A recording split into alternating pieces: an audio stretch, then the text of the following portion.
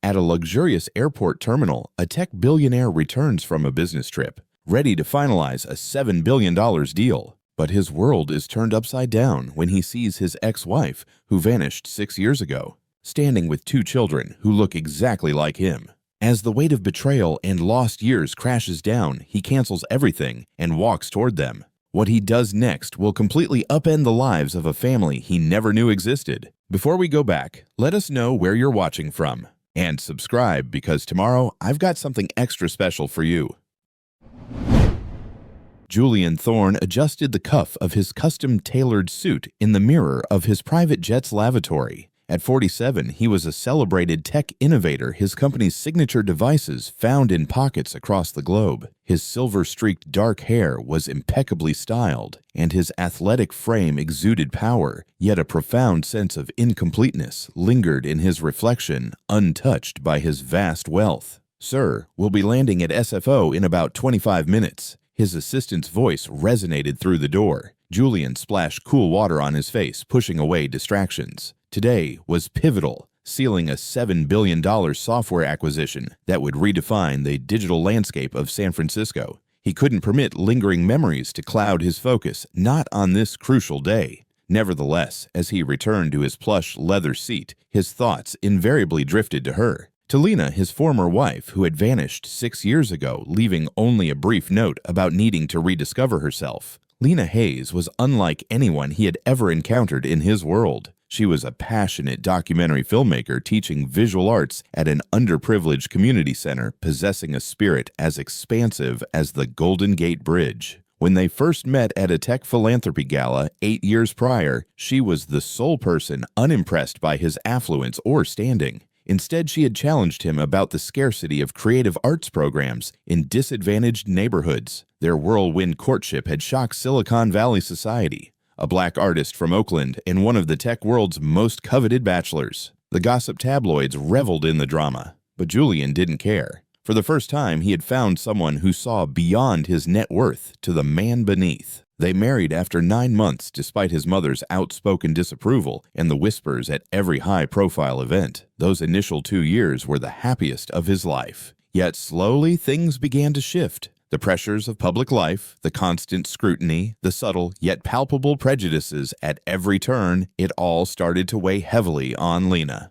The jet touched down with a gentle tremor, pulling Julian from his reverie. His phone immediately buzzed with urgent messages from his executive team. The acquisition deal was tenuous. His chief competitor, Arthur Sterling, was attempting to hijack it. "The board meeting starts in an hour, sir," Chloe, his assistant, reminded him as they hurried through the private terminal. "Mr. Sterling has reportedly submitted a counteroffer." Julian barely registered her words, because there in the main terminal, visible through the expansive glass walls, stood a figure he knew intimately. Lena. His heart momentarily ceased beating. She looked even more radiant than he remembered. Her intricate braids were now styled in elegant twists, and a simple sundress accentuated her graceful silhouette. But that wasn't what utterly destabilized his world. Standing on either side of her, holding her hands, were 2 small children. They appeared to be around 5 years old, one with bright blue eyes and fair skin, the other with deep brown eyes and rich brown skin, both pairs holding a familiar intensity he recognized. His legs felt like jelly as he gazed at their faces, seeing a reflection of himself and Lena. Sir, we must depart. The car is waiting," Chloe urged, tugging at his sleeve. But Julian remained immobile. His feet felt rooted to the ground as he watched Lena kneel to help one of the boys tie his shoelace. The other boy bounced excitedly, pointing at departing planes. They were both a striking resemblance to him at that age in different ways. The realization struck him with the force of a physical blow. Lena had been pregnant when she left. She had been carrying his children, his son and daughter, and she had never informed him. "Cancel the meeting," he heard himself declare. "But, sir, the acquisition deal. Cancel everything." His voice was resolute even as his world spun. "There's something far more vital I need to address." He began walking toward the main terminal, his heart thundering with each stride. Lena stood up, and for a fleeting moment their eyes met across the bustling airport. He saw shock register on her face swiftly, followed by fear. She quickly grasped both children's hands, turning to hurry them away. "Lena!" he called out, his voice cutting through the airport's din. She froze, then slowly turned back to face him. The children looked up inquisitively, their eyes wide with interest as they studied him. "Hello, Julian," she said softly, her voice still possessing the same profound effect on him after all these years. "Were you ever going to tell me?" he asked, his voice rough with raw emotion as he looked at the children. Tears welled in her eyes. "I wanted to so many times." The children observed their exchange with innocent curiosity. One of them tugged on Lena's dress. "Mommy, who's that man?" Julian felt his heart constrict at being called "that man" by his own children he hadn't known existed until this moment. "We need to talk," he stated, his tone leaving no room for argument. Lena looked around helplessly as if seeking an escape, but they both knew this conversation was 6 years overdue. "Kids," she said gently, "how would you like to get some ice cream?" Their faces lit up, and Julian felt a fresh wave of grief, realizing he had missed every smile, every laugh, every milestone of their lives thus far. As they walked toward the airport restaurant, Julian couldn't tear his eyes from the children. They had his height for their age. Alex, the blue-eyed one, had his nose, and Jamal, the brown-eyed one, even furrowed his brow, exactly like Julian did when deep in thought. "Their names," he said quietly to Lena. "Please, at least tell me their names." She swallowed hard. "Alex and Jamal," she whispered. "Alex and Jamal. A daughter and son, and he hadn't known for 5 years. The sheer magnitude of what he had missed crashed over him like a tidal wave. The children ran ahead to the ice cream counter, their excited chatter filling the air. Julian watched them, committing every detail of their faces, their movements, their voices to memory. "Why?" It was all he could manage to ask. Lena's hands trembled as she clutched her purse. "It's complicated, Julian." "I was terrified, overwhelmed. Your world was suffocating me. And when I discovered I was pregnant with twins, I panicked. So you chose to disappear to keep my children from me." His voice cracked with emotion. "Do they even know about me?" "They know their daddy is a successful entrepreneur," she said quietly. "They ask about you sometimes. I have pictures. I never wanted them to feel unloved." Julian ran a hand over his face, attempting to process everything. "But you didn't think I deserved to know them, to love them in person, instead of being some vague story." Before she could answer, the children ran back to them, their faces glowing with excitement. "Mommy, they have cookie dough," Alex announced. "And mint chip," Jamal added. Looking at their innocent faces, Julian made a decision that would transform everything. The acquisition deal, his meetings, his empire. None of it mattered compared to this moment. "Would it be all right if I joined you for ice cream?" he asked, directing the question to both Lena and the children. The children looked at their mother questioningly. Lena hesitated for a long moment before slowly nodding. As they sat down with their ice cream, Julian watched his children devour their treats with enthusiasm. He had missed so much, but he silently vowed that it would end today. Nothing would prevent him from being part of their lives now. "Do you like planes?" he asked them, recalling how one of them had pointed at aircraft earlier. "I love them," Alex exclaimed. "I'm going to be a pilot when I grow up." "No way. We're going to build amazing apps," Jamal argued, "like the ones on Dad's phone." Julian felt his throat tighten. His son wanted to follow in his footsteps without even knowing who he was. Lena watched him carefully, tears glistening in her eyes. She could see the pain and love warring on his face as he interacted with their children for the first time. The children chatted happily, oblivious to the emotional storm brewing between their parents. They told Julian about their school, their friends, their favorite games. With each word, each gesture, each laugh, they unknowingly wrapped themselves tighter around their father's heart. Finally, when the ice cream was finished and the children were busy drawing on the paper placemats with crayons provided by the waitress, Julian turned to Lena. "We need to work this out," he said quietly. "I've missed too much already. I want to be their father. Truly be their father." Lena nodded slowly. She whispered, "I see now that keeping them from you was wrong. I was trying to shield them from the chaos of your world. But they deserve to know their father." Julian looked at his children, his beautiful, perfect children, and made a silent promise. He would find a way to make this succeed. He would be the father they deserved, even if it meant completely reorienting his life. The world of billion-dollar deals and corporate takeovers seemed distant and insignificant now. In its place was something far more precious, the chance to know and love his children. The news about Julian Thorne's secret children spread through San Francisco's elite circles like wildfire. His mother, Victoria Thorne, nearly fainted when she saw the morning newspaper headline, "Tech Mogul Discovers Hidden Heirs at SFO." Victoria burst into Julian's penthouse office waving the newspaper. Her perfectly coiffed silver hair and designer suit could not conceal her agitation. "Why didn't you tell me immediately?" she demanded. "I had to learn about my own grandchildren from page 6. Julian looked up from his desk where he had been staring at a photo of the children he'd taken at the airport. "I'm still processing it myself, Mother." "Well, we need to handle this appropriately," Victoria said, sitting down and pulling out her phone. "I'll contact our public relations team. We must control the narrative, and, of course, we'll require DNA tests." "Stop." Julian's voice was firm. "They're mine. One glance at them and there's no doubt. Alex has my eyes. Jamal has my expressions. They're my children. Julian, darling, I understand you're emotional right now, but we need to be practical. That woman is their mother, and her name is Lena." Julian stood up, his temper rising. "And she's the woman I was married to. Or did you forget that?" Victoria flinched. "How could I forget she abandoned you and apparently took your heirs with her?" Before Julian could respond, his assistant Chloe rushed in. "Sir, Mr. Sterling is on line 1. He's threatening to go public with accusations that you intentionally missed yesterday's meeting to manipulate stock prices." Julian loosened his tie. The acquisition deal. He had completely forgotten about it in the turmoil of discovering his children. $7 billion on the line, and for the first time in his life, business wasn't his primary concern. "Tell him I'll call him back," Julian said, grabbing his jacket. "Where are you going?" Victoria demanded. "This is a crisis." "No, Mother. This is an opportunity to rectify the greatest mistake of my life." Julian drove his sleek electric car through Oakland streets, following the address Lena had reluctantly provided yesterday. He pulled up in front of a charming brownstone with vibrant flower boxes in the windows. It was a world away from his San Francisco penthouse, but he immediately recognized Lena's artistic touch in the hand-painted welcome sign and the colorful garden. The door opened before he could knock. Lena stood there in jeans and a simple blouse, looking as though she hadn't slept.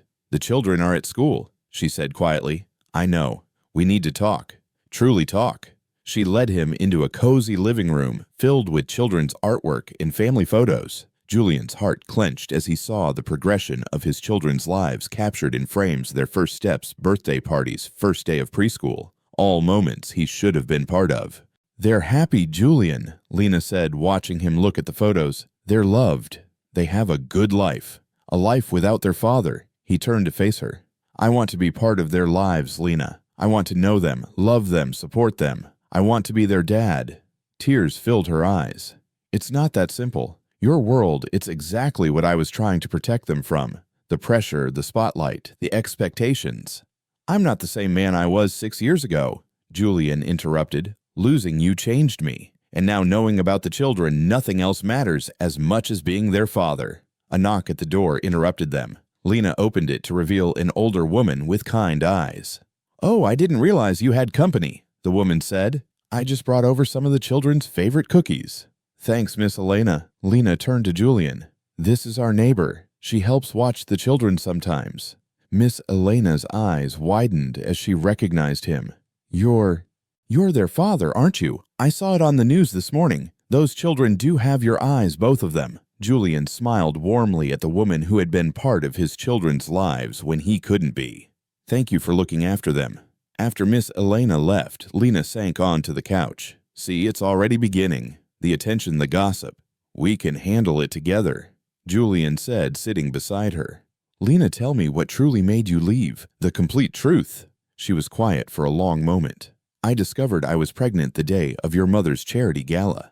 I was going to tell you that night, but then I overheard her talking to her friends. She said she was relieved I hadn't gotten pregnant yet because the family wasn't ready." Lena's voice cracked. For mixed-race grandchildren, Julian felt like he had been punched. "Why didn't you tell me?" "Because you were under so much pressure already. The company was expanding. You were working 16-hour days. And I saw how torn you were between your world and mine. When I heard your mother that night, something just broke. I couldn't bear the thought of our children facing that kind of prejudice from their own grandmother. So you decided to face everything alone instead. I went to stay with my sister in Portland. I was going to tell you, but then the pregnancy became complicated. The doctors put me on bed rest. By the time the children were born, it just seemed simpler to stay away. You had your empire to build." Julian reached for her hand. "No empire is worth missing my children's lives. I want to make this right, Lena, not just with the children, but with you too."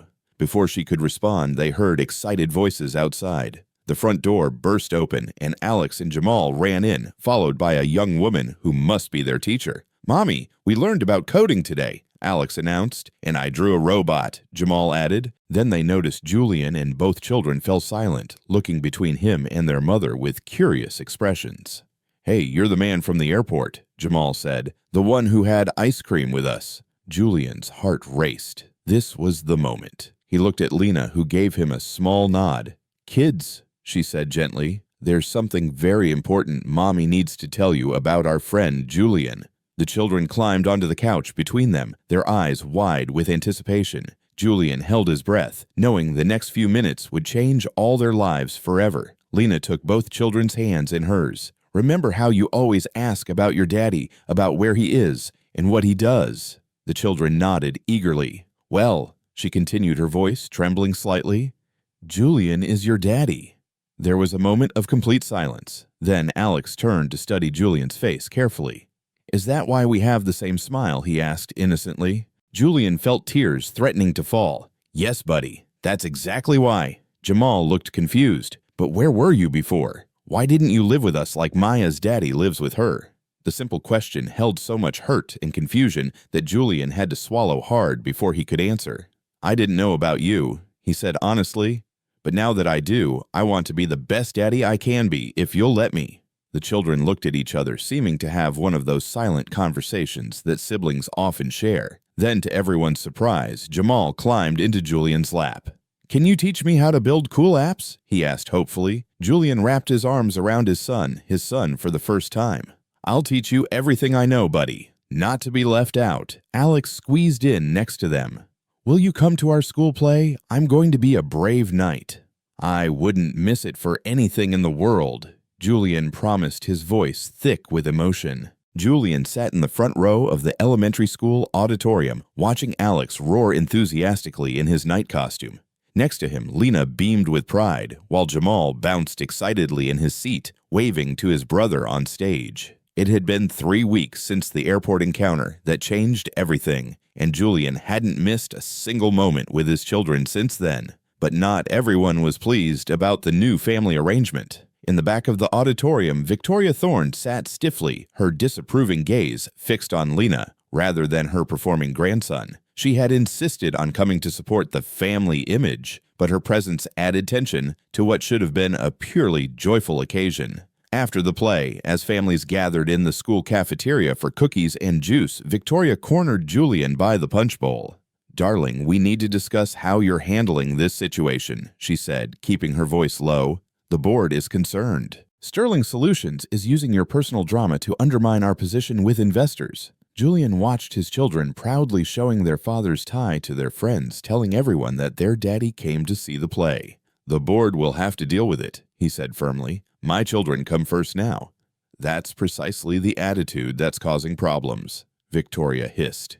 "You've missed 4 crucial meetings this week to attend a school play and a soccer practice. The media is having a field day, and our stock prices are dropping." Before Julian could respond, Alex ran up to them, his night makeup slightly smudged. "Daddy, did you see when I defeated the dragon? Was I a brave knight?" Julian knelt down to his son's level, straightening the crooked feather on his helmet. "You were the bravest knight I've ever seen, buddy. I bet even real dragons would flee from you." Alex beamed with pride, then noticed Victoria. His smile faded slightly. Last week, during their first meeting, she had insisted on calling the children Alexander and Jamal Jr., despite being told they preferred Alex and Jamal. She had also made several comments about their need for a proper upbringing that had upset Lena. "Hello, grandmother," Alex said politely, using the formal title she had demanded. Victoria barely acknowledged him before turning back to Julian. "The Sterling situation requires your immediate attention. They're meeting with our Asian investors tomorrow." "Actually," Lena interrupted, joining them with Jamal, "Julian promised to take the children to the Science Museum tomorrow. They've been looking forward to it all week." Victoria's perfectly painted lips tightened.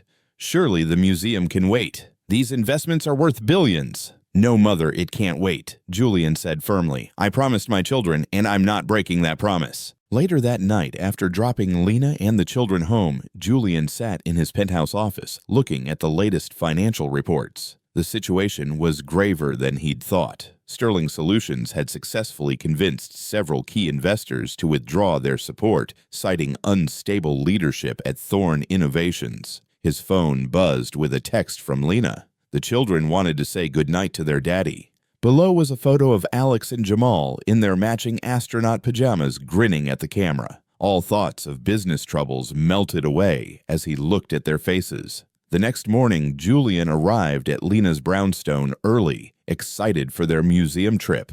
But he found her pacing anxiously in the living room while the children finished breakfast in the kitchen. "Have you seen the morning news?" she asked, holding up her tablet.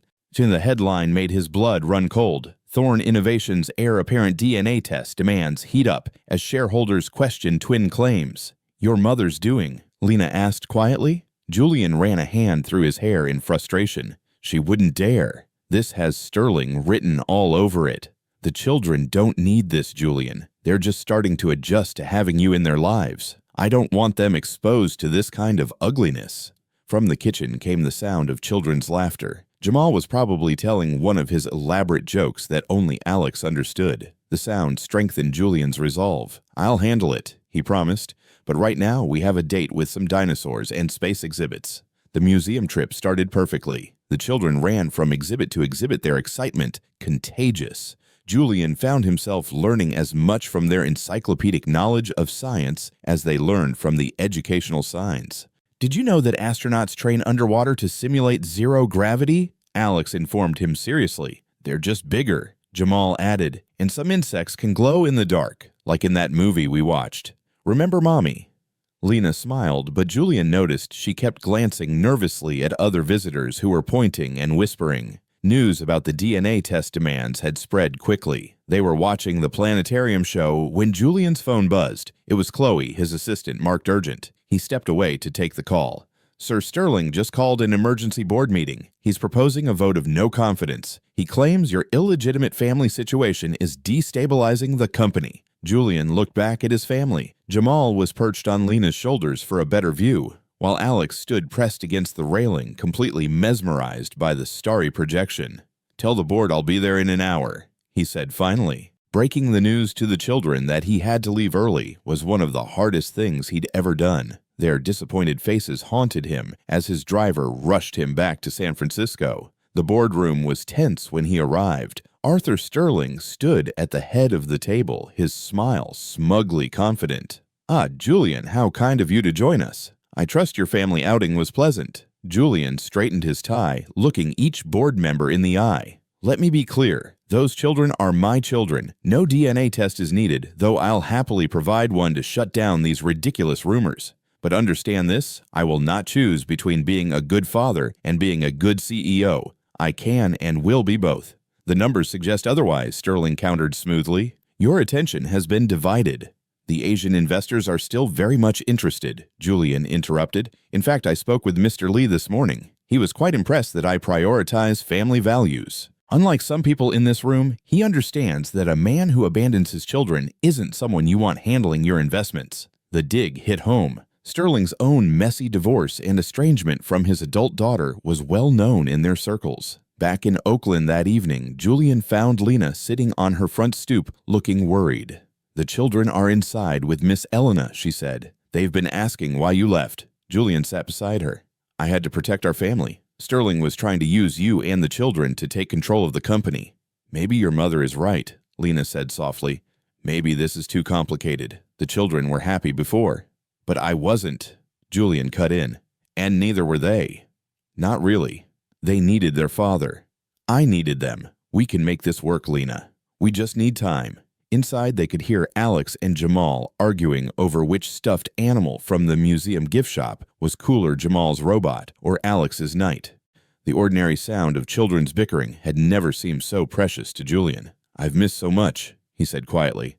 "I won't miss anything else, no matter what it costs."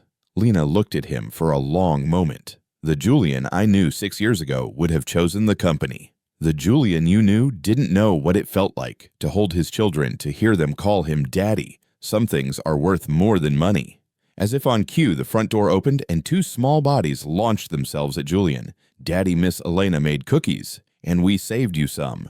Looking at their hopeful faces, Julian knew he'd made the right choice. Tomorrow he would deal with Sterling, the board, and the media. But tonight he had cookies to eat with his children. The DNA test results lay unopened on Julian's desk for 4 days. He didn't need a piece of paper to tell him what his heart already knew, but the board had insisted. Now, as he finally opened the envelope, his hands trembled slightly. Chloe knocked and entered his office, her face worried. "Sir, your mother is here with her lawyer." Before Julian could respond, Victoria swept in, followed by a stern-looking man in an expensive suit. "The results," Victoria demanded. Julian held up the paper. 99.9% positive. Happy now. Mother, can we stop pretending my children aren't your grandchildren? Victoria sat down, smoothing her designer skirt. Now we can discuss custody arrangements. Custody arrangements. Julian stared at his mother. What are you talking about? The lawyer stepped forward. Mrs. Thorne has concerns about the children's current living situation. Given your position and resources, we believe a case could be made for primary custody. Get out. Julian's voice was deadly quiet. Both of you get out of my office right now. Julian, be reasonable, Victoria pleaded. Those children are Thorne heirs. They should be raised in our world with all the advantages. The advantages that made Lena feel so unwelcome. She ran away. Julian stood up, his anger building. The advantages of having a grandmother who questioned their existence before they were even born. Victoria flinched. You know about that. Yes, Mother. I know exactly why Lena left, and now you want to try to take her children away. It's not happening. Ever. After they left, Julian drove to Oakland, his mind racing. He needed to warn Lena about his mother's plans, but when he arrived at her house, he found her sitting on the front steps, crying. Lena, what's wrong? Where are the children? Inside with Miss Elena. She sniffled. The school called today. Some reporter tried to get into their classroom to take pictures. The principal said it's becoming disruptive. Julian sat beside her, his heart heavy. I'm so sorry. I'll hire security. That's not the answer. Lena stood up, pacing. Guards around their school, reporters hiding in bushes. This is exactly what I was afraid of. Inside, they could hear the children playing, blissfully unaware of the chaos surrounding them. Their happy voices made the situation even more painful. I had another job offer, Lena said quietly, from an art school in Los Angeles. They want me to run their children's program. Julian felt his world tilting. You're not taking them away. Not again. I'm trying to protect them. Your mother's lawyers have been calling. The media won't leave us alone. Every time we go out, people stare and whisper. It's not fair to them. And growing up without their father is fair. Julian's voice cracked. Lena, please, we can figure this out. I'll step down as CEO if I have to. She looked at him in shock. You'd give up the company for them. In a heartbeat. He took her hands in his. The children need both of us. They need their mother's love and their father's protection. Together, we're stronger. Before Christina could respond, they heard a crash from inside, followed by crying. They rushed in to find Jamal on the floor, holding his arm, while Alex hovered anxiously nearby. We were just playing superheroes, Alex explained tearfully. Jamal tried to fly from the couch. Lena quickly checked Jamal's arm, which was already swelling. We need to take him to the emergency room. The next few hours were chaos. News of Jamal's injury somehow leaked to the press, and by the time they reached the hospital, reporters were already gathering outside. Julian had to call security to keep them away while doctors examined his son. Sitting in the emergency room watching Jamal get his arm x-rayed, Julian made a decision. He pulled out his phone and made a call. Chloe, call an emergency board meeting for tomorrow morning and get me Mr. Lee on the line. Yes, I know what time it is in Beijing. This can't wait. Lena looked at him questioningly as he hung up. I'm restructuring the company, he explained, moving most operations to our West Coast office. The San Francisco headquarters will still run, but I won't need to be there every day. What are you saying? I'm saying that if you take that job in Los Angeles, we're coming with you. All of us. The children need a fresh start away from all this madness, and I need to be where my family is. Jamal looked up from the x-ray table, his face brightening despite his pain. We're moving to California, like where Disneyland is. The doctor chuckled as she finished wrapping his arm in a bright blue cast. Just a sprain, but he'll need to take it easy for a few weeks. Alex, who hadn't left his brother's side, immediately asked, "Can I sign his cast first?" Later that night, after both children were finally asleep in their own beds, Julian and Lena sat in her small kitchen drinking tea and talking about the future. "Are you certain about this?" Lena asked. "Moving across the country, changing your entire life?" "I've never been more sure of anything." Julian replied, "But I need to know you're sure too, that you won't run again when things get tough." Lena was quiet for a moment. "When I left 6 years ago, I was young and scared. I convinced myself I was protecting our babies, but really, I was just running from my own fears. I won't make that mistake again." Julian reached across the table and took her hand. "Then we'll face whatever comes together as a family." The next morning, Julian walked into the board meeting with a confidence he hadn't felt in weeks. Arthur Sterling was there, looking smug as usual. "Gentlemen," Julian began, "I called this meeting to announce some changes. I'm restructuring the company's operations. I'll be moving to our Los Angeles office to oversee the West Coast expansion personally." The room erupted in chaos. Sterling jumped to his feet. "This is exactly what I've been warning about. He's abandoning his responsibilities."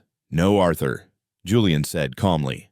"I'm embracing them. My most important responsibility is to my children, but make no mistake, I'm not leaving the company. I'm expanding it. Mr. Lee has already approved the restructuring plan. His investment group is actually increasing their stake, impressed by our commitment to both innovation and family values." Victoria, who had insisted on attending, sat in stunned silence.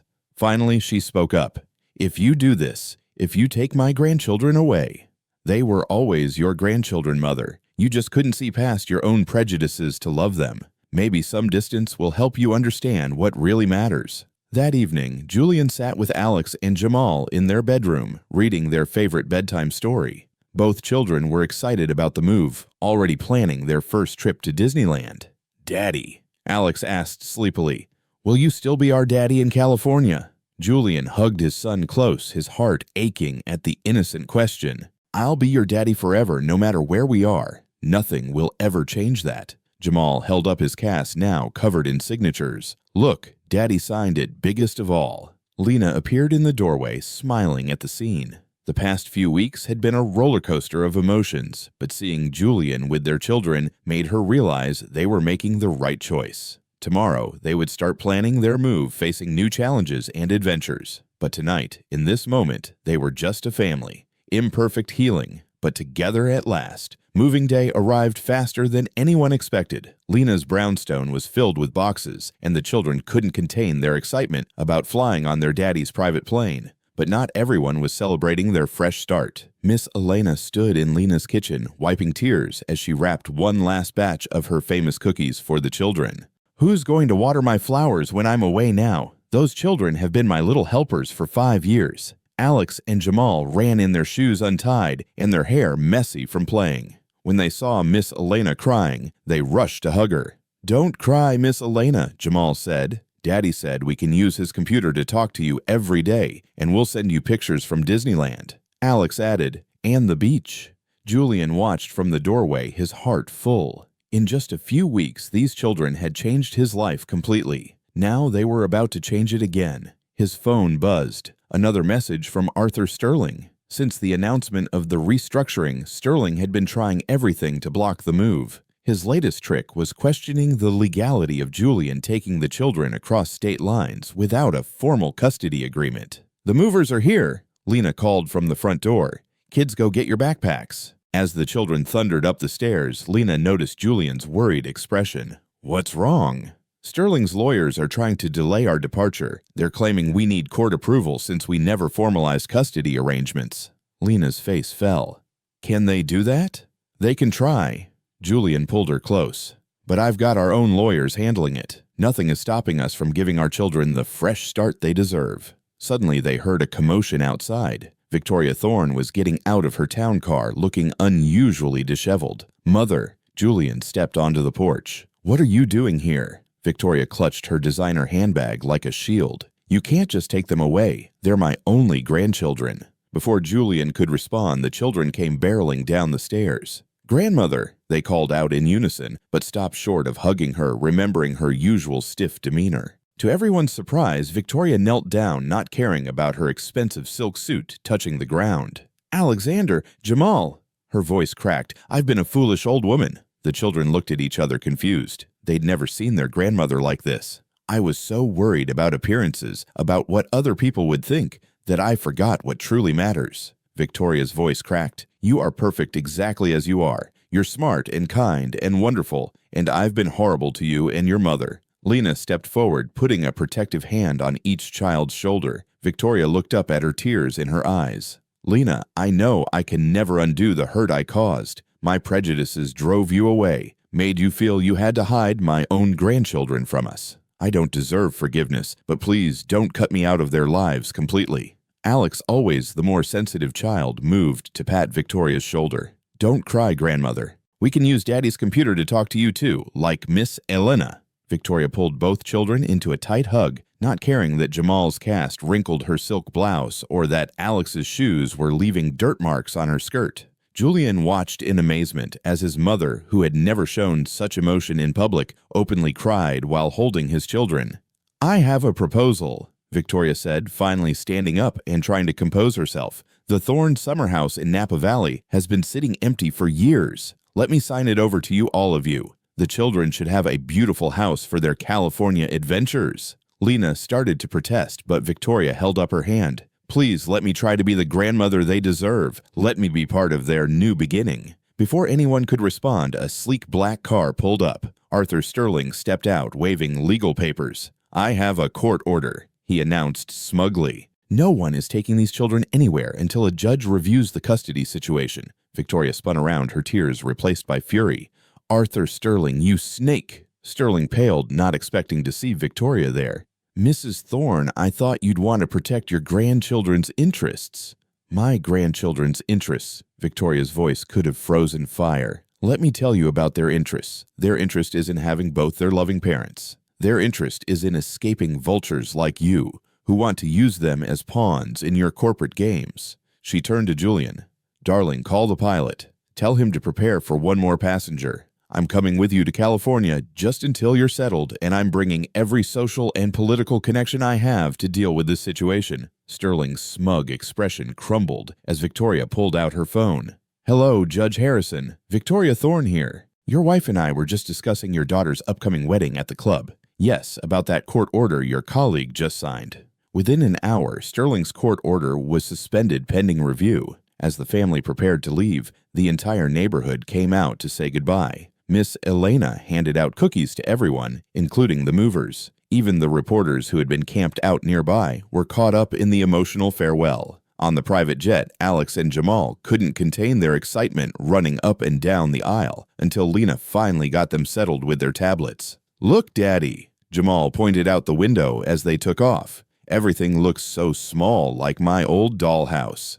"Even smaller," Victoria added, surprising everyone by playing along. She had removed her designer jacket and was sitting on the floor with the children, helping them build a Lego castle. Lena watched her former mother-in-law, soon to be mother-in-law again, if Julian's hidden ring box was any indication, actually laughing as Alex's toy plane crashed into the castle. "Sometimes," she whispered to Julian, "people can surprise you." Julian squeezed her hand. "Sometimes they just need a reason to change. Our children seem to have that effect on people."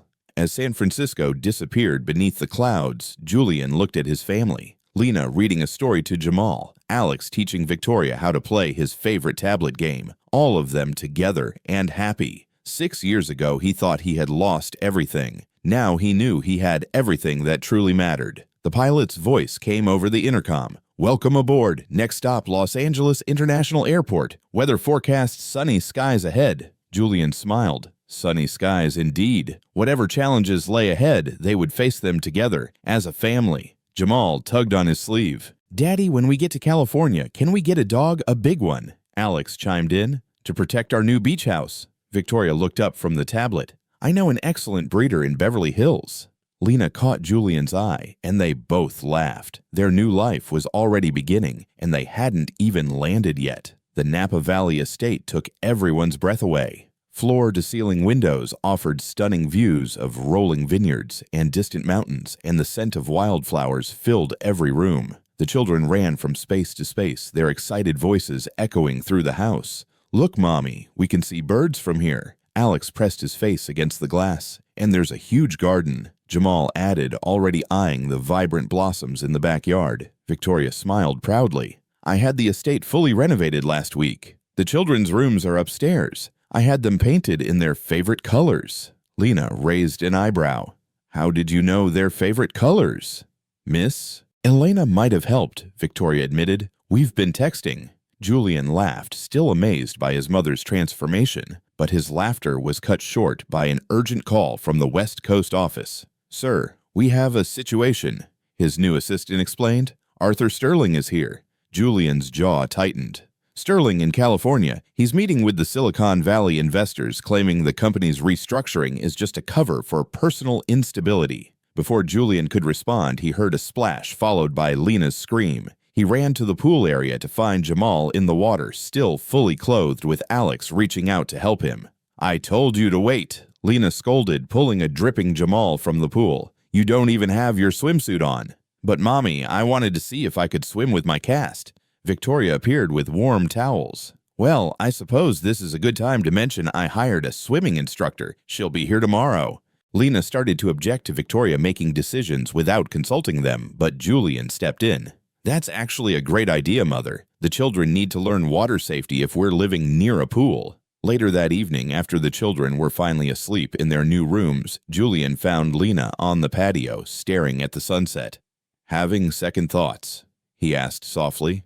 No. Yes. Maybe. She sighed. It's all happening so fast. The move, the new job, your mother living next door in the guest house. Victoria living in the guest house was definitely not part of the original plan. Julian agreed with a chuckle. But she's really trying, Lena admitted. Did you see her playing in the garden with the children in her designer sundress? Their conversation was interrupted by Victoria calling from the deck. You might want to see this. They rushed inside to find breaking news on the TV. Arthur Sterling was giving a press conference outside the Silicon Valley office. Thorne Innovations is in crisis, Sterling was saying. Julian Thorne has abandoned his responsibilities, moving across the country on a whim. Our investors deserve stable leadership. Julian reached for his phone, but Victoria stopped him. Allow me, she said, her voice steely. She dialed a number. Robert Victoria Thorne here. Yes, I saw Sterling's little performance. No, darling. Let me tell you what's really happening. Within an hour, Mr. Lee himself released a statement fully supporting Julian's leadership and announcing an additional billion-dollar investment in Thorne Innovations' West Coast expansion. Mother, Julian said, impressed, remind me never to underestimate you. Victoria waved her hand dismissively. I've been managing corporate politics since before you were born, darling. Now, about the children's school. The next morning brought the swimming instructor a former Olympic athlete named Coach Isabella Rossi. The children were instantly smitten with her gentle approach and patient teaching style. Remember, Isabella explained, helping Alex float on his back, the water is your friend. You just need to learn to trust it. Lena watched from a chaise lounge, working on lesson plans for her new job at the art school. The position started in 2 weeks, and she was both excited and nervous. A commotion from the driveway drew their attention. 2 large dogs, a border collie and a German shepherd, came bounding across the lawn, followed by a handsome man in his 40s. Zeus Apollo, come back here. The dogs ran straight to the pool area where the children squealed in delight. I'm so sorry, the man said, finally catching up. They usually behave better than this. Victoria emerged from the guest house and her eyes widened slightly. Dr. Ethan Cole, is that you? The man looked surprised. Victoria, I had no idea you were in Napa. You two know each other, Julian asked. Ethan is one of California's top pediatricians, Victoria explained, and a longtime family friend. His father and your father were college roommates. The children were already playing with the dogs, their swimming lesson forgotten. Can we keep them? Jamal begged. Those are Dr. Cole's dogs, Lena explained. Actually, Ethan said, I've been looking for a good home for them. I'm moving to a smaller place and they need more space. The children turned to their parents with pleading eyes. We did promise them a dog, Julian reminded Lena. And now they'd have 2, Alex added hopefully. Isabella laughed. Well, my lesson time is almost up anyway. Same time tomorrow.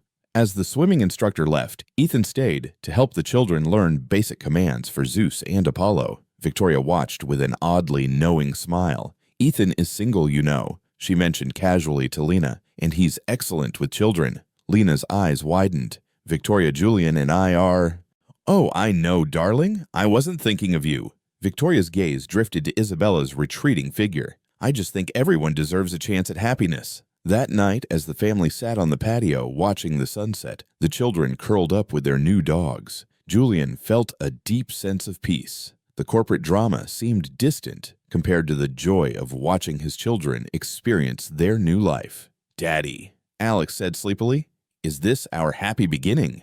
Julian pulled his son closer. "No, buddy. This is our happy beginning." But life had other plans. As they headed back to the house, Julian's phone buzzed with a message that would shake their newfound peace. DNA test results might have been tampered with. Sterling demanding new tests. Court hearing scheduled. Julian looked at his family. Lena helping Jamal collect wildflowers. Alex racing Apollo across the lawn. Victoria teaching the children the names of the constellations appearing in the darkening sky. He wouldn't let anyone threaten their happiness. Not Sterling, not the courts, not anyone. The wind rustled through the vineyards, a constant reminder that life, like the seasons, was full of ups and downs. But with love and determination, they would weather any storm that came their way. The morning started like any other in their new Napa Valley life. Lena was helping the children get ready for their first day at their new school, while Zeus and Apollo waited patiently by the door. But the peace was shattered when Julian's lawyer, attorney Ben Carter, arrived unannounced. "Sterling's team found something," Ben said, grimly spreading documents across the kitchen island. "They're claiming they have evidence the original DNA test was compromised." Julian felt his blood run cold. "That's impossible. I was there when the samples were taken." "They're saying someone at the lab was bribed." Ben looked uncomfortable. "They're also suggesting Lena might have engineered the results." "That's ridiculous," Victoria burst in from the guest house, still in her silk robe. "I was there too. Everything was properly documented." Lena sat heavily on a nearby chair, her face pale. "They're never going to leave us alone, are they?" Before anyone could respond, they heard the children coming down the stairs in their new school uniforms, chattering excitedly about their first day. "Daddy, look, we match." Alex twirled to show off his blazer. "And I fixed my tie all by myself," Jamal added proudly, though his tie was notably crooked. Julian quickly gathered the legal documents, hiding them from the children's view. "You both look very handsome, ready for your first day." As Lena drove the children to school, Julian and Ben strategized in the home office. Victoria paced nearby, making calls to her extensive network of connections. "We need to get ahead of this," Ben advised. "Sterling's team is pushing for an emergency hearing. They're claiming the children should be returned to San Francisco, pending a new investigation." "Returned?" Julian's voice shook with anger. "They're not property to be returned. They're my children."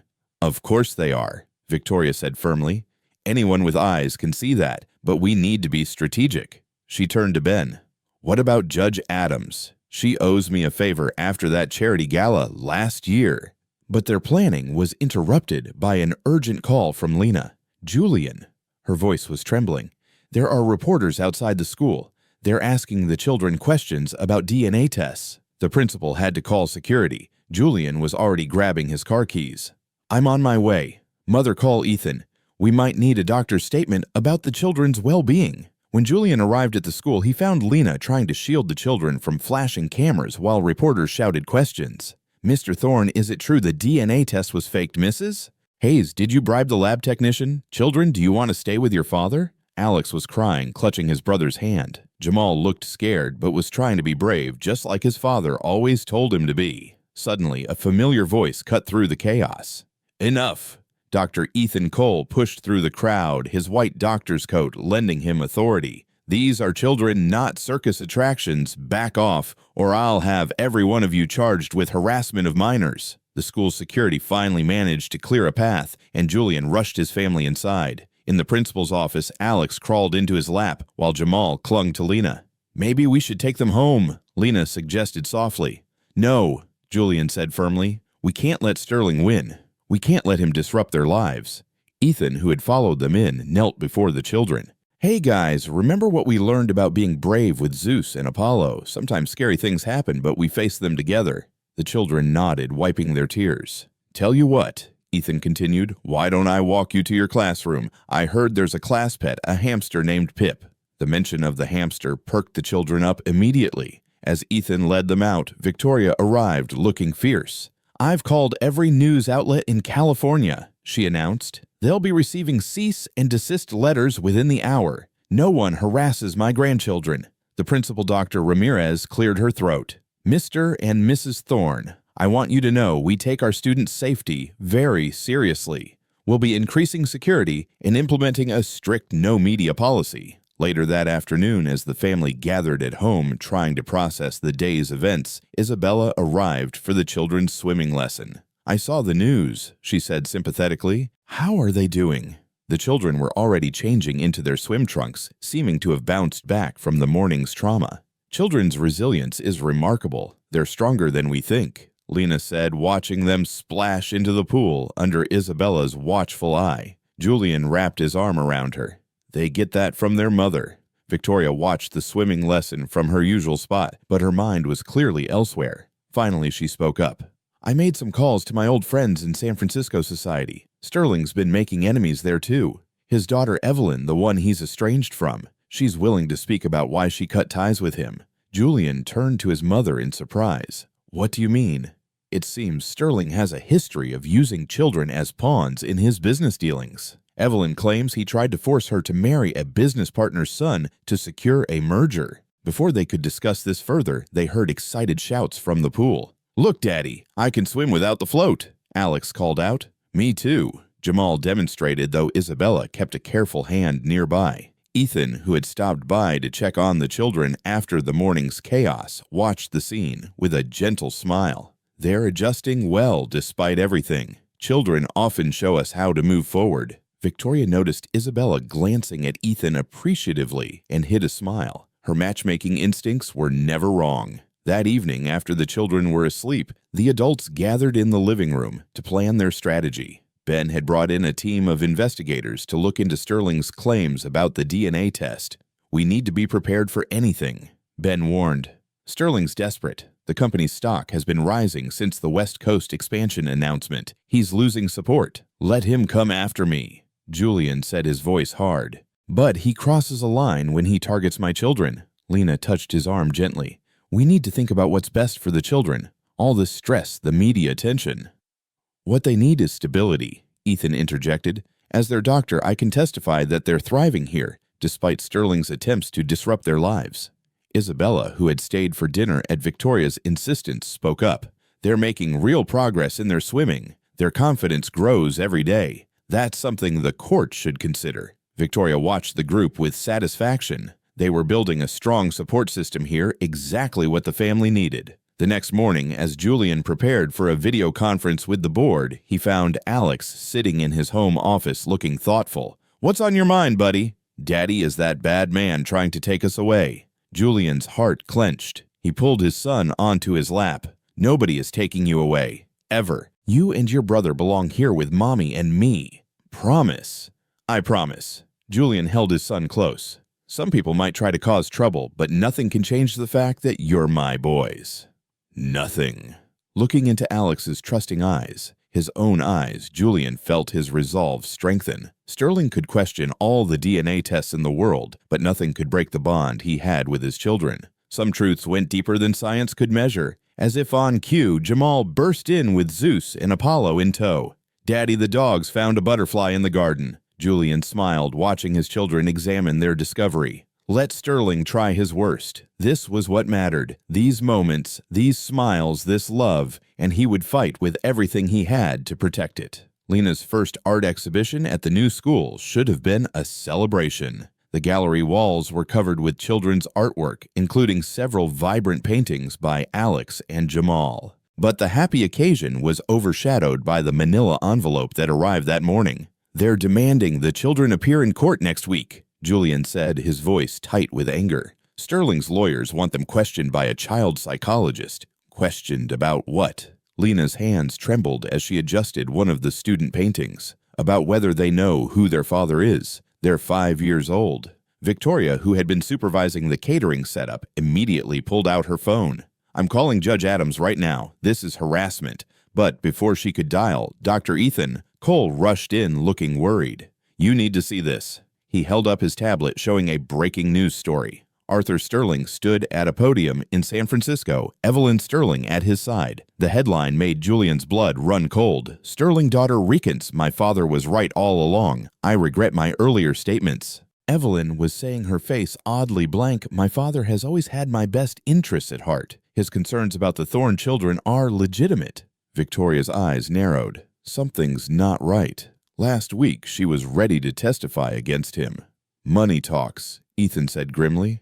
"My colleague at the hospital knows Evelyn's husband. Apparently, Sterling threatened to expose some past financial irregularities if they didn't cooperate." The gallery was starting to fill with parents and students. Alex and Jamal ran in, excited to show off their artwork to their father. "Daddy, look, I painted our garden." Alex pointed to a swirl of greens and yellows. "And I painted Zeus and Apollo," Jamal added proudly, indicating a painting where the dogs looked more like friendly clouds. Julian forced a smile, trying to hide his worry. "They're beautiful boys. You're both very talented, just like your mother." Isabella arrived then, having come straight from teaching swimming lessons at another client's house. She was becoming a close family friend, especially since she and Ethan had started dating.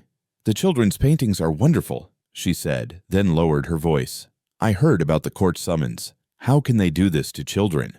Before anyone could respond, a commotion erupted at the gallery entrance.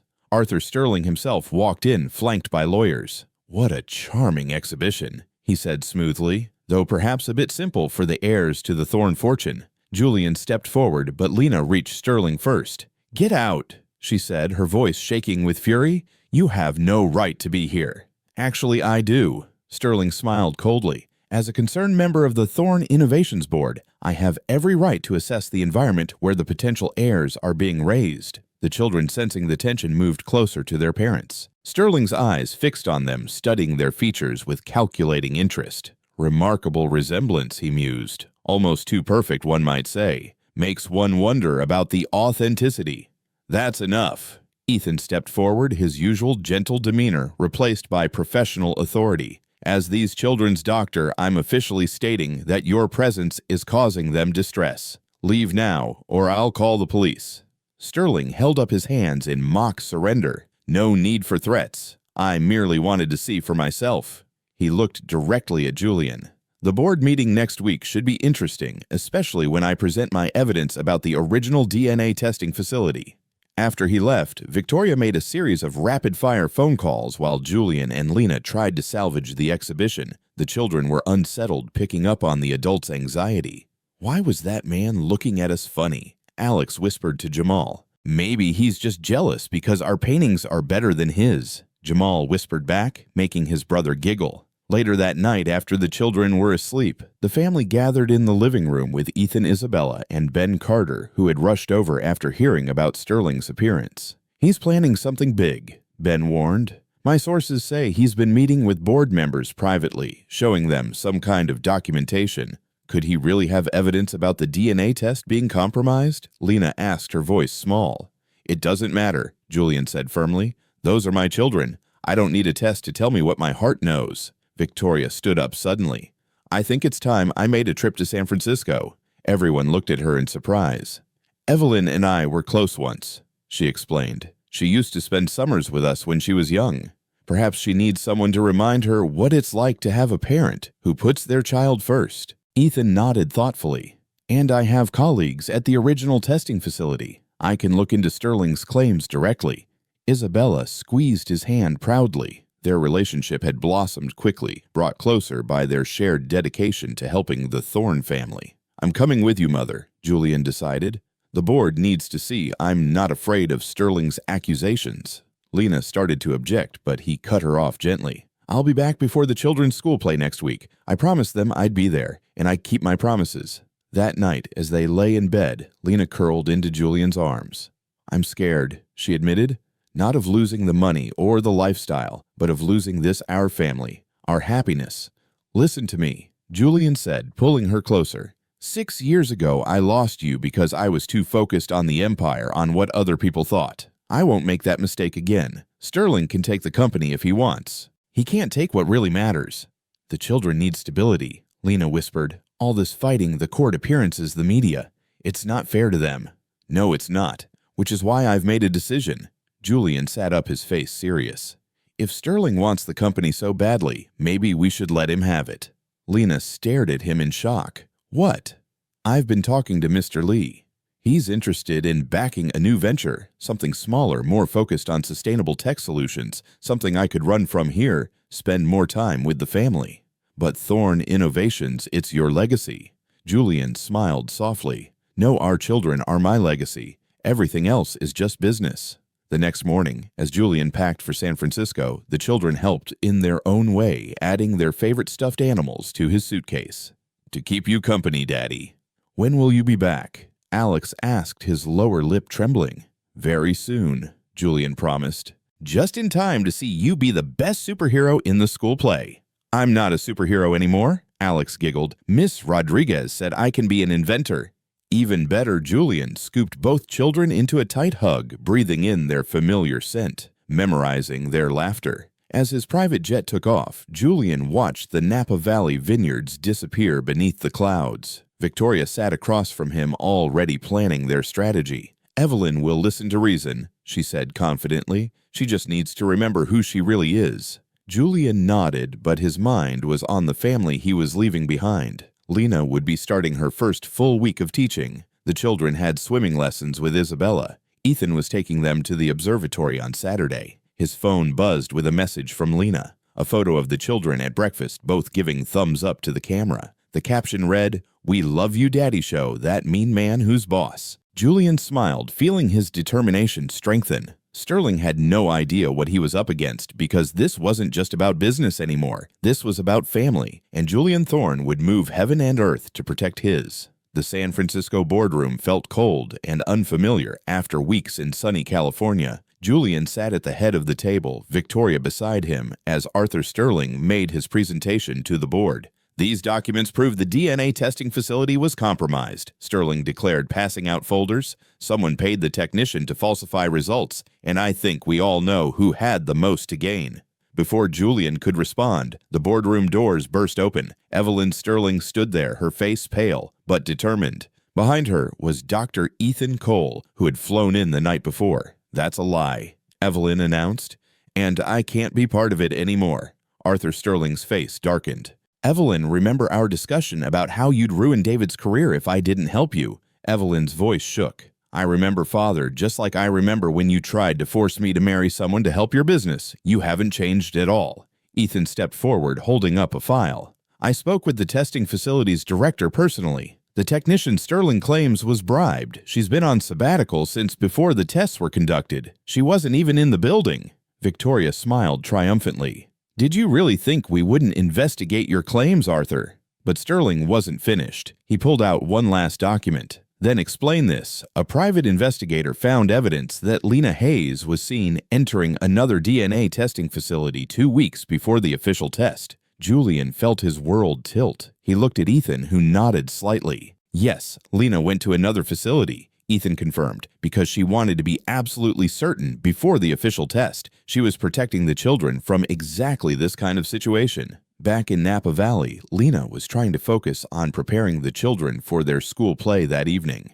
Alex was practicing his inventor poses, while Jamal struggled with his robot mask. When is Daddy coming home? Alex asked for the 100th time. He promised he'd be here, Lena assured him, though her own heart was anxious. She hadn't heard from Julian since he texted that he was heading into the board meeting. Isabella arrived to help with the costumes, bringing a surprise visitor, Miss Elena from Oakland. Miss Elena, the children screamed in unison, running to hug their former neighbor. I couldn't miss my favorite inventors in their big play. Miss Elena laughed. The children dragged Miss Elena to see their new rooms, their artwork, and of course Zeus and Apollo. Lena used the moment to check her phone again. Still no message from Julian. He'll be here, Isabella said softly. He's never broken a promise to them. In San Francisco, the board meeting had devolved into chaos. Sterling was shouting about company stability, while Evelyn was revealing years of his manipulative business tactics. Enough! Julian's voice cut through the noise. This ends now. He stood up, looking each board member in the eye. Yes, I moved to California to be with my family. Yes, I chose my children over sitting in this boardroom every day, and I'd do it again in a heartbeat. He pulled out his own stack of documents. Here's what Sterling doesn't want you to see. Since our West Coast expansion, our stock has risen 18%. Our new sustainable tech projects have attracted billions in foreign investment, and our employee satisfaction rates are at an all-time high. But more importantly, he continued, his voice softening, I found something worth more than all of this. I found my children. I found love. I found what really matters. He turned to Sterling. You can have it. The room fell silent. What? Sterling stammered. The company, my shares. You can have it all with conditions. First, you sign an ironclad agreement never to contest my children's paternity again. Second, you publicly apologize to Lena and the children for the harassment. And third, you make things right with your own daughter. Sterling's face turned red. You can't be serious. You'd give up everything. No, Julian smiled. I'm keeping everything that matters. The rest is just business. Victoria stood up. I second my son's offer. The Thorne family shares, combined with Mr. Lee's proxy, represent a controlling interest. Do you accept, Arthur? Before Sterling could respond, Julian's phone buzzed. A message from Lena. The play starts in an hour. The children keep asking for their daddy.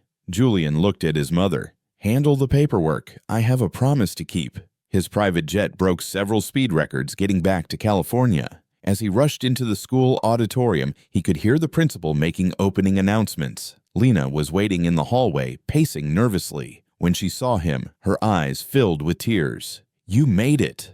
Wild horses couldn't keep me away. He pulled her close. It's over. Sterling can't hurt us anymore. The company doesn't matter. He kissed her softly. I have everything I need. Right here. The classroom door opened, and Alex peeked out in his superhero costume. His face lit up. Daddy Jamal appeared beside his brother, robot mask askew. You came. Julian knelt down, straightening Jamal's mask and adjusting Alex's cape. Of course I came. I promised, didn't I? The play was, in Julian's completely unbiased opinion, the greatest theatrical performance in history. Alex saved the day with his inventing powers, while Jamal, as his trusty sidekick, helped defeat the confusing algorithms who didn't want kids to learn coding. The audience was full of their new California family, Isabella and Ethan holding hands, Miss Elena wiping proud tears, Victoria beaming from the front row. Even Mr. Lee had flown in to show his support. After the play, as the children excitedly recounted every moment to anyone who would listen, Julian pulled Lena aside. There's something I've been wanting to ask you, he began, reaching into his pocket.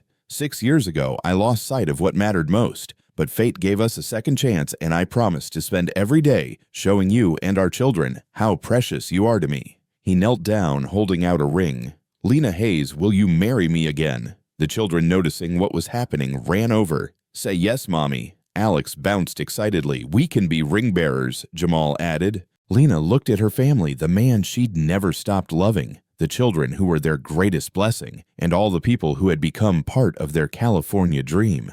Yes. She whispered, yes to everything. As Julian slipped the ring on her finger, Victoria discreetly wiped away tears, while Miss Elena openly sobbed. Isabella leaned against Ethan, who was already offering to help plan the vineyard wedding. Alex and Jamal hugged their parents' legs, creating a perfect family circle. Zeus and Apollo, who had been waiting in Victoria's car, were brought in to join the celebration, their tails wagging with joy. Are you sad about the company, Daddy? Alex asked perceptively. Julian lifted his son up, feeling Jamal climb into his other arm. How could I be sad? I have everything a man could ever want right here. Lena reached up to wipe a smudge of superhero face paint from Alex's cheek. What happens now? Julian looked at his family, the one he'd lost and found again, the one that had grown stronger through every challenge. Now, he said, we live happily ever after. But life, as they all knew, was never quite that simple. Even as they celebrated, Sterling was making one last desperate move that would test their family in ways they never expected. The Napa Valley estate was transformed into a wonderland of white flowers and twinkling lights. In just 4 months, Julian and Lena had planned the perfect sunset wedding. The children were practicing their ring-bearer duties with Zeus and Apollo trotting faithfully beside them. But 2 days before the ceremony, Sterling made his final desperate move. He's filed an emergency injunction, Ben Carter announced grimly. He's claiming the company transfer can't go through until the paternity issue is fully resolved. Julian looked up from where he was helping Jamal with his bow tie. He signed the agreement. It's over. He's claiming duress, Ben explained. Says he was coerced into signing away his rights to the company. Victoria burst in from the guest house, her face flushed with anger. That snake, after everything Evelyn revealed about him. Where is Evelyn now? Lena asked, concerned for the young woman who had helped them. Safe, Ethan assured them. He and Isabella had been helping Evelyn rebuild her life away from her father's influence. She's staying at my sister's ranch in Oregon, the children picking up on the tension huddled closer to their parents. Is the bad man trying to hurt us again? Alex asked quietly. Julian gathered both children into his arms. No one can hurt us, buddy. We're stronger together, remember. That evening, as the family sat on their patio watching the sunset, Victoria made an announcement. I've been doing some thinking, she said, watching the children build a Lego tower. Sterling's real problem isn't with the DNA test or the company. Lena looked confused. What do you mean? He's alone, Victoria explained. His own daughter won't speak to him. He has no grandchildren, no family love. He's watching Julian choose family over fortune, and it's driving him mad with jealousy. Julian considered this. So, what are you suggesting? I think it's time we showed him exactly what he's fighting against. Victoria smiled mysteriously. And I know just how to do it. The next morning, Sterling arrived at his office to find his waiting room full of familiar faces. Evelyn was there along with his ex-wife, Margaret, but most surprisingly, his estranged brother David, whom he hadn't spoken to in 25 years, sat quietly in the corner. What is this? Sterling demanded. An intervention, Evelyn said softly, because someone reminded us that family is worth fighting for, even when that family has lost its way. Victoria stepped out of the shadows. Hello, Arthur. Remember when our children were young, how you and David would bring Evelyn to play with Julian, those summer barbecues at the Hamptons estate? Sterling's stern facade cracked slightly. That was a long time ago. It doesn't have to be just memories, Victoria said gently. Look what holding on to bitterness has cost you. Your daughter, your brother, your chance to know your nieces and nephews.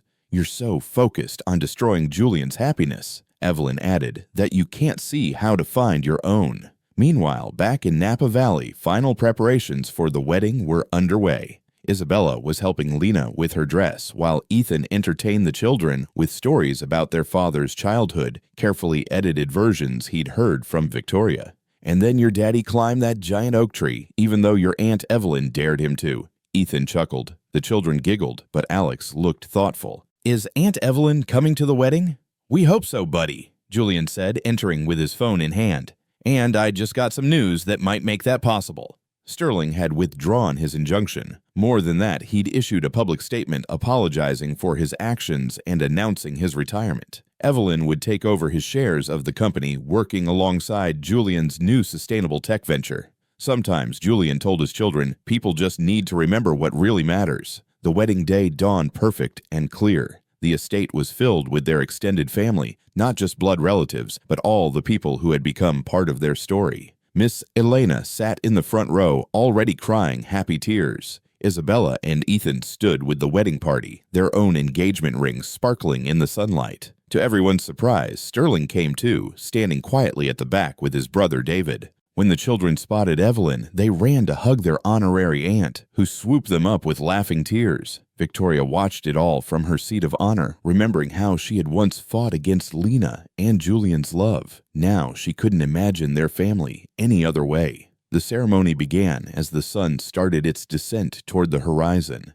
Alex and Jamal walked carefully down the grassy aisle, Zeus and Apollo padding regally beside them all, for taking their ring-bearer duties very seriously. Lena appeared like a vision in her simple white dress, but Julian couldn't take his eyes off her face, the same face he'd fallen in love with all those years ago, now even more beautiful for all they'd been through together. Dearly beloved, the minister began, but had to pause as Jamal loudly whispered, "That's our mommy and daddy," causing everyone to laugh. The vows they exchanged were simple, but profound. Lena, Julian said, his voice thick with emotion. 6 years ago, I lost sight of what mattered most, but fate gave us a second chance, and I promised to spend every day showing you and our children how precious you are to me. Lena wiped away tears. Julian, you found us when we needed you most. You chose love over everything else. You've shown our children what it means to be a real father, a real man. I promise to love you more each day. The children insisted on adding their own promises. "I promise to clean my room," Alex announced solemnly. Most days, Jamal added, making the guests chuckle as the minister pronounced them husband and wife. The setting sun painted the sky in brilliant golds and pinks. Julian kissed his bride while their children cheered, and the dogs barked their approval. At the reception, Victoria clinked her glass for a toast. "To second chances," she said, looking meaningfully at Sterling, who nodded slightly, "and to the love that gives us courage to change." Later, as music played and people danced on the lawn, Julian held his family close. The children were sleepy but fighting to stay awake, not wanting to miss a moment of the celebration. "Are you happy, Daddy?" Alex asked, yawning. Julian looked at his children, at his beautiful wife, at all the people who had become part of their journey. He remembered that moment in the airport when he first saw his children, how his world had changed in an instant. "I've never been happier, buddy," he said truthfully. Lena leaned against him, watching as Ethan twirled Isabella across the dance floor, as Evelyn laughed at something her father said, as Victoria taught the children a silly dance move. "You know," she said softly, "when I left 6 years ago, I thought I was running away from something. But maybe I was running toward this moment, this perfect future." "No more running," Julian promised, kissing her tenderly. "No," Lena agreed. "We're home." The party continued under the stars, but Julian and Lena slipped away to walk along the vineyard path with their children. Zeus and Apollo romped in the dewy grass while the children collected fallen leaves by moonlight. This was their happily ever after. Not perfect, but real, built on love, strengthened by challenges, and made complete by two little children with their father's eyes and their mother's heart. As they walked back toward the lights and music, Alex asked, "Daddy, are we rich now?" Julian lifted his son onto his shoulders while Lena carried a sleepy Jamal. "Buddy, we've been rich all along. Some things are worth more than money." "Like love," Jamal mumbled against his mother's neck. "Exactly like love," Lena answered, squeezing Julian's hand. And there, on their beautiful estate, with their children in their arms and their future bright before them, Julian and Lena knew that every trial, every tear, every moment of their journey had led them exactly where they were meant to be together. A family forever. Join us to share meaningful stories by hitting the like and subscribe buttons. Don't forget to turn on the notification bell to start your day with profound lessons and heartfelt empathy.